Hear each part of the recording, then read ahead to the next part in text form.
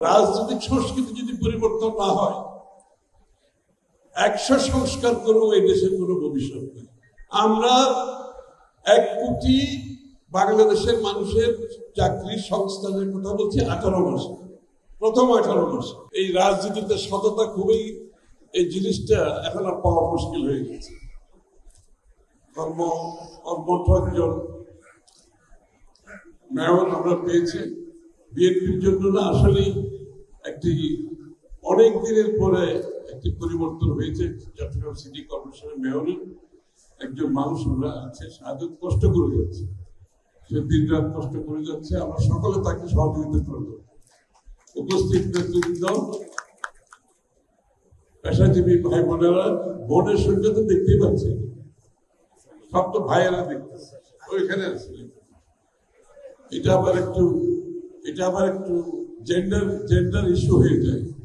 আমি পেশাজীবীদের অনুরোধ করব যে এই সংখ্যা কিন্তু বাড়াতে হবে। আপনারা পুরুষ 93 জন, একজন মহিলা রিপ্রেজেন্টেটিভ, খুবই কম।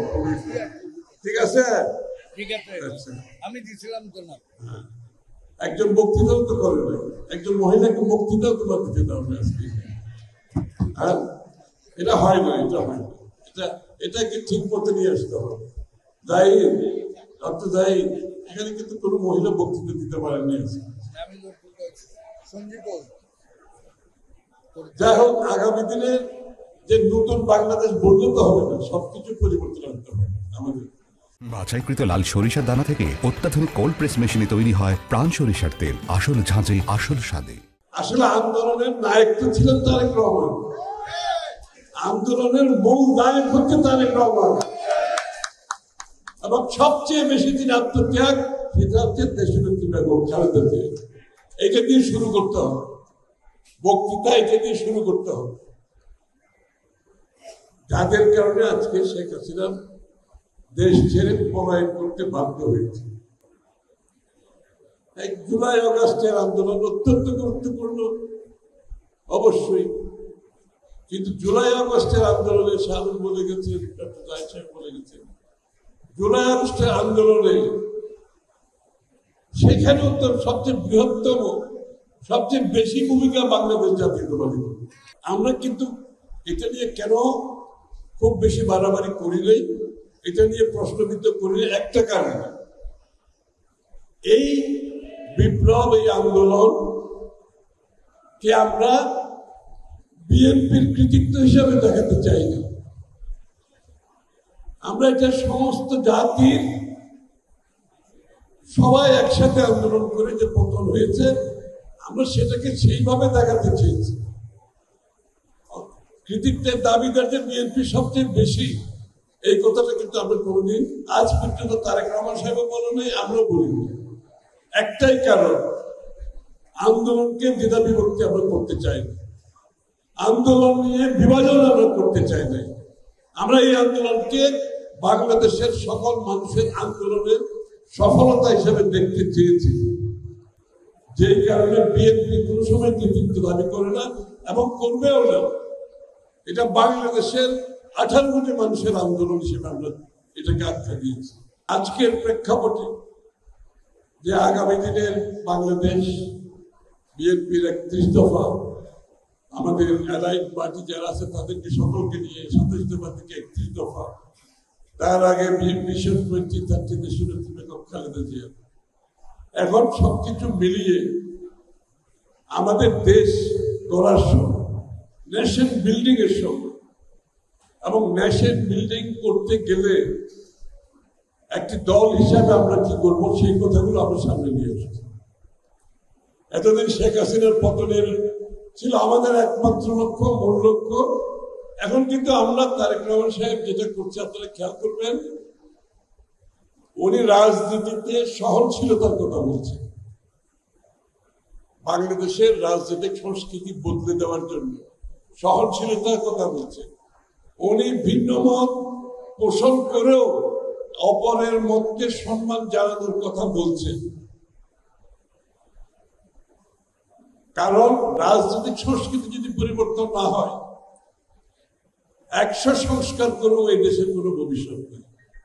রাজনৈতিক সংস্কার, রাজনৈতিক সংস্কৃতি পরিবর্তন করতে হবে। এই জন্য দেশ গড়তে হলেও রাজনীতিতে পরিবর্তন আনতে হবে। আমাদের নেতা কর্মীদেরকেও আমি বলছি একই কথা, সহনশীল থাকবেন, অপরের সাথে দ্বিমত পোষণ করলেও তার মতের প্রতি সম্মান জানান, অসুবিধা নেই। কারণ এখন আমাদেরকে দেশ করতে হবে, এখন যুদ্ধক্ষেত্রে নাই আমরা। যখন নির্বাচন শেষ হয়ে যাবে এই দেশটাকে তো করতে হবে। জিয়াউর রহমান সাহেব যেভাবে দেশ গড়েছে, দেশের নেত্রী বেগম খালেদা জিয়া যেভাবে দেশ গড়েছে, তারেক রহমান সাহেব দেশ গড়ার যে স্বপ্ন, যে স্টোরি জাতির সামনে তুলে ধরছে, we have to tell them the story. গল্প বলতে হবে, দেশ গড়ার গল্প বলতে হবে 31 দফার মাধ্যমে। আগামীর বাংলাদেশে আমাদের তরুণদের ভূমিকা কি হবে, তাদের ভবিষ্যৎ কি হবে। আমরা 1 কোটি বাংলাদেশের মানুষের চাকরির সংস্থানের কথা বলছি 18 মাসে, প্রথম 18 মাসে। এটা অনেক একটি বিশাল একটা অ্যাম্বিশিয়াস একটা কথা। অনেকে আমাকে জিজ্ঞেস করে, খুশি ভাই 18 মাসে কেমনি 1 কোটি লোকের চাকরি দেবেন আপনার? আমরা এই কথাটা তো আমরা পলিটিক্যাল স্টেটমেন্ট হিসেবে করছি। এই কথাটা বিশ্বাস করে অঙ্ক হিসাব কিতাব করে কোন সেক্টরে কত চাকরি হবে, দেশে কত হবে, বিদেশে কত হবে, আত্মকর্মসংস্থান কত হবে, কোন কোন সেক্টরে কত হবে, আমরা হিসাব কিতাব করে বের করেছি। এই স্বাস্থ্য খাতে কি হবে, ডক্টর জাহিদ সাহেবের নেতৃত্বে। এইটাও বিএনপির কাজ প্রায় শেষের দিকে। শিক্ষা খাতে কি হবে, আইটি সেক্টরে কি হবে, ইন্ডাস্ট্রিয়াল সেক্টরে কি হবে, কৃষিতে কি হবে, প্রত্যেকটি বিষয়ে পুঙ্খানুপুঙ্খের রূপে আমাদের প্রস্তুতি চলছে, যাতে করে যদি জনগণ আমাদেরকে নির্বাচিত করে প্রথম দিন থেকে আমরা অ্যাকশনে যেতে পারি। ডে 1 থেকে আমরা 180 দিনে যে 1 কোটি চাকরির কথা বলেছি, এটা আমাদের কিন্তু হোমওয়ার্ক করে আমরা কথাগুলো বলেছি। এবং এই চাকরিগুলো করার জন্য যে সমস্ত এক্সপার্টিস দরকার, তারাও কিন্তু কাজ করছে বিএনপির সাথে। এখন দেশ করতে হবে তো, আপনি পলিটিক্যাল স্লোগান দিয়ে, পলিটিক্যাল রেটোরিক্স দিয়ে বেশি দিন রাজনীতি চলবে না। রাজনৈতিক সংস্কৃতিতে পরিবর্তন আনতে হবে। দেশ গড়ার জন্য আমাদেরকে প্রস্তুত থাকতে হবে, বিএনপির নেতা কর্মীদের প্রস্তুত থাকতে হবে, বাংলাদেশের কর্মচারী কর্মকর্তাদের প্রস্তুত থাকতে হবে, সর্বস্তরের মানুষকে সম্পৃক্ত করতে হবে। এই জিনিসগুলো মানুষের কাছে পৌঁছে দিতে হবে আমাদের।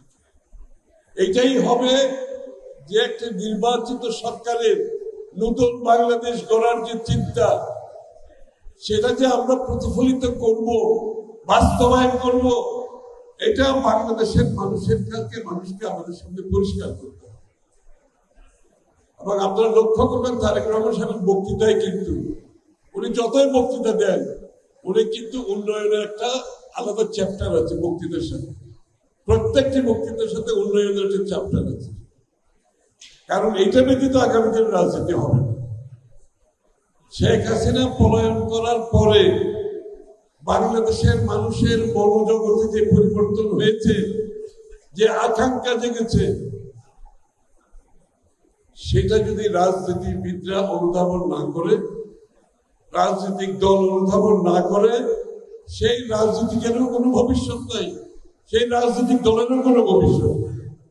এটা বিএনপি ধারণ করে আমাদের রাজনীতির দিকে আমরা এগিয়ে যাচ্ছি। মানুষের আকাঙ্ক্ষাকে, মানুষের আগামী ভবিষ্যতের ভাবনাকে আমরা ধারণ করে, বাংলাদেশের মানুষের চিন্তাকে ধারণ করে আমাদের আগামী দিনের রাজনীতি হবে সেই পথে, এবং সেই কাজগুলো বিএনপি করে যাচ্ছে। এবং আপনাদের সকলকে নিয়ে সেই কাজগুলো আমরা সফল করতে সফল হব আমি বিশ্বাস করি। সবাইকে ধন্যবাদ।